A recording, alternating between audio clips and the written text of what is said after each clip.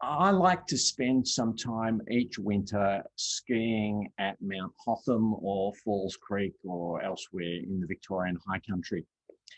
Spending time in the snowfields is certainly a good way to ensure a full experience of the feeling of winter. But at the same time, it's an unusual place to experience winter because most of the people there feel very differently about winter than most of the people who are not there. There are people up there who just live for the winters. They love it. The bracing feeling of sub-zero air snapping at the back of the nostrils fills them with enormous anticipation. Some of them even follow the winters around from southern hemisphere to northern and back. I met one bloke up there who had done 11 winters in a row. I suspect that COVID lockdowns have probably forced some unwelcome summers on some of these people. I met another bloke who lives in Adelaide and works in Australia's biggest refrigerator. It's an indoor ski slope inside a $9 million refrigerator. For these people, and there's thousands of them, the most important activities in their lives depend on bitingly cold winters and plenty of precipitation. Now, I'm not as addicted to it as most of them, but I do get it. I'm spending this week down on the Great Ocean Road, and I much prefer it down here in winter, watching the storms sweep across the rugged coast, than getting sunburnt and sand in your bathers in summer. Most people, though, don't enjoy the experience of winter quite as much as me. Most people seem to regard winter as a dreary, miserable time, a time to be endured through long, chilly nights and short, damp, gloomy days until finally spring restores our hope in the world. Well, those of you who feel that way will be happy to know that this past week we passed the winter solstice. So the days are now getting longer again and we are working our way back towards spring. John Sampson's punching the air there, I see. Today, though, I want to explore with you the experience and feelings of winter and see whether it has anything positive to offer, especially whether it has anything positive to offer to those who don't ski and don't follow football. Why is it that in the Genesis creation story, when it tells us that in the fourth round of creation, God created lights in the skies, marking the days and years and seasons, God saw it and said it was good? Why is the separation of the seasons commended to us by the Creator? Let me assure you that if Barnaby Joyce and his ilk lead us all into a climate apocalypse that destroys the God-given separation and cycle of the seasons, you won't be enjoying the eternal summer as much as the beach bums might think. If winter too is part of God's gift to us, then can we perhaps encounter God in the experience of winter in ways that will lead us into newness and fullness of life? The feelings that most people have about winter are very like the feelings we have about a number of other experiences in our lives. In our reading from 2 Samuel, we hear of David's grief over the death of his soulmate Jonathan and of King Saul.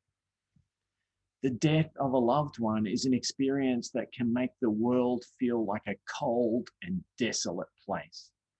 Winds of despair howl around us. Tears are like repeated showers of cold rain. Everything is bleak and grey. David wishes that the place of the deaths might be barren and lifeless, so that the very climate and season reflect the emotion of the event. Jairus, too, in our gospel reading, goes through a winter-like run of emotions. His daughter is at the point of death. He can feel the icy grip of the grave closing around his family. Hope is freezing over, and the gloom is descending. He's desperate for a ray of sunshine to penetrate the darkness, desperate for some sign of renewal as he watches the last leaves fall from the tree of life. Like our psalmist, he desperately waits for the Lord, waiting, hoping, pleading, longing like an insomniac waiting for the morning, like many of us longing for the first signs of spring. Can life survive long enough for the spring thaw? Will the sun come before it's too late? The unnamed woman with the bleeding also knew the feeling of a long, long-term winter.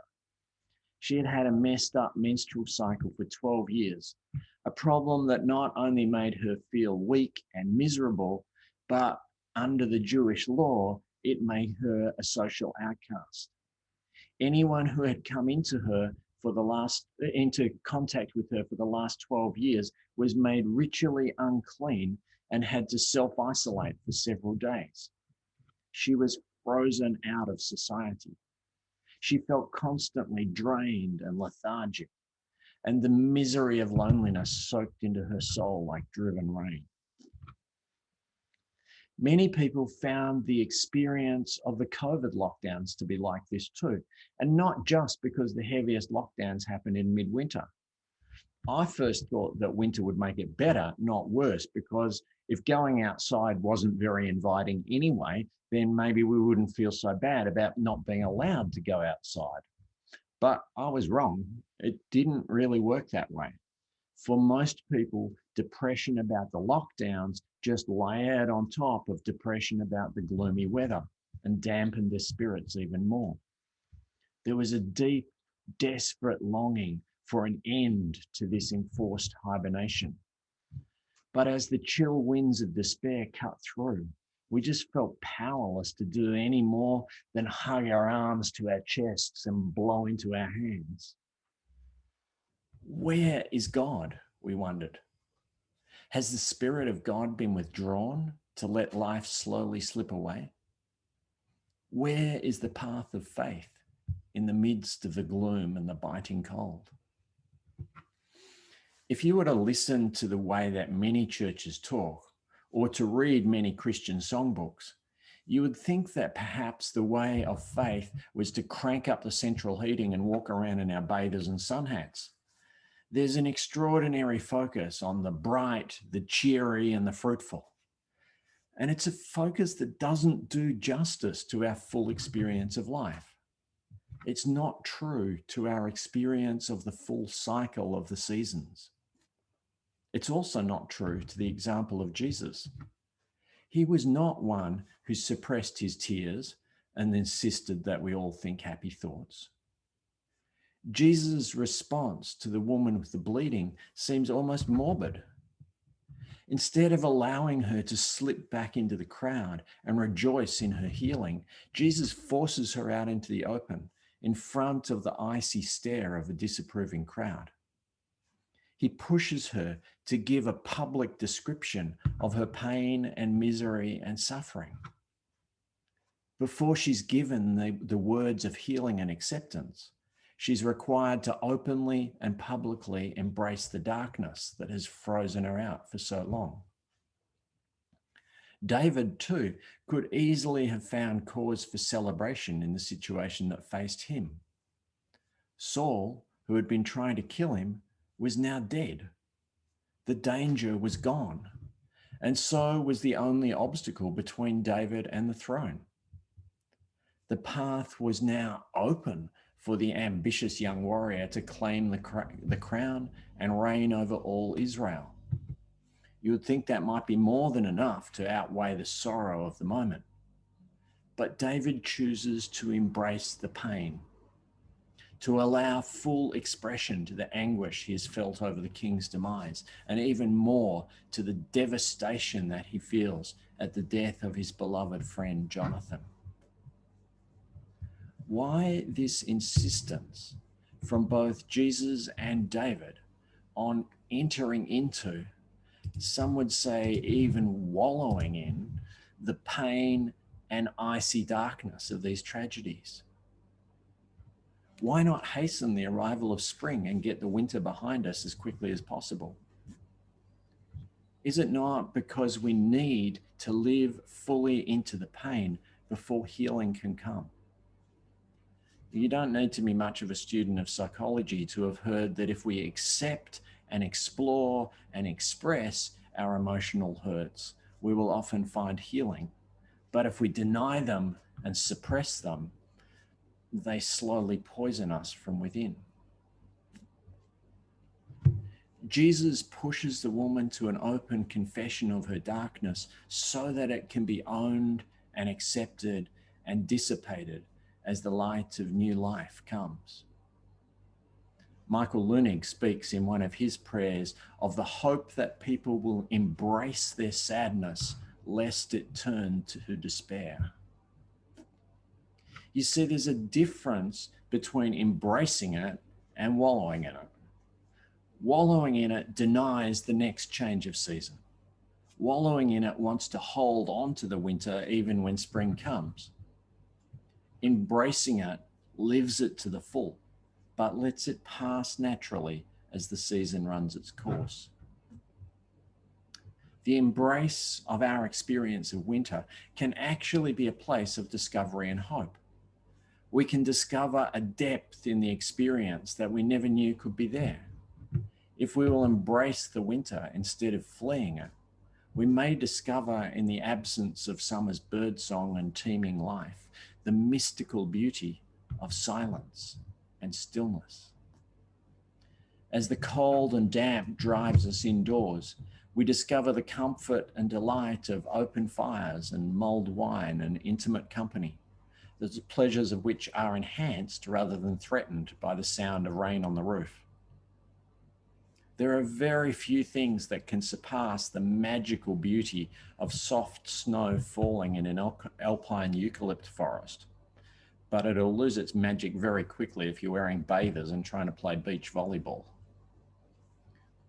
It is as we live fully into the experience of our winters that spring comes around. Our psalmist spoke of God's great power to redeem, and we see it symbolized in spring's great power to thaw out and dry out the frozen and sodden earth after winter's cold, dark months. I find myself fascinated by the power of resurrection at work in the high country, as plants that have been entombed in packed ice for 4 months or more break through again and flower and flourish, renewing the frozen and barren wastelands. Only a little less dramatic is the new budding of trees that have looked dead for months, the renewal of leaves and flowers and colors and life. Like Jairus' daughter, the seed of life has lain dormant, awaiting the touch of the sun to reawaken it and raise it to new life. We too can emerge from our hibernation beneath dunas and around fireplaces and discover again the new joys of spring with its cascade of colors and aromas and musical sounds. God has set in place this wonderful cycle of seasons for us, this cycle which mirrors the cycles of our lives and calls us to live fully into each of its phases. God calls us to embrace the fullness of each season and to allow each to flow naturally into the next. Jesus came that we might have life and have it to the full. The abundant life never denies its own cycles. It is a passionate life, a life of both deep joys and deep sorrows. The abundant life feels the pain as each sparrow falls to the ground and celebrates the resurrection of each budding flower in the spring. The abundant life knows the biting cold, but finds that it enhances the pleasure of open fires. God does not ask us to find in the resurrection a chance to deny the experience of death. Instead, God asks us to find the joy of the resurrection deeply rooted in the painful, anguished experience of death. We're not encouraged to flee from the unpleasant experience or painful emotions, but to drink their full and explore their depth, to embrace them as our fellow travelers, and to allow them to pass with the turning of the seasons. God does not call us to flee the experience of winter, but to allow the experience of winter to draw us inside, to discover the quiet places of beauty within us, to snuggle close into the warmth of God's loving embrace, and to discover deep within the seeds of new life that will soon blossom forth in new hope and new opportunity as the seasons change and the time of renewal comes. I want to conclude with a prayer. It's one of Michael Lunig's prayers, and it captures the spirit of what we are saying with his usual quirky simplicity.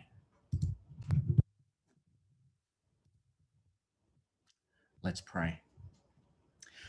We give thanks for the blessing of winter, season to cherish the heart, to make warmth and quiet for the heart, to make soups and broths for the heart, to cook for the heart and read for the heart, to curl up softly and nestle with the heart, to sleep deeply and gently at one with the heart, to dream with the heart, to spend time with the heart, a long, long time of peace with the heart. We give thanks for the blessing of winter, season to cherish the heart. Amen.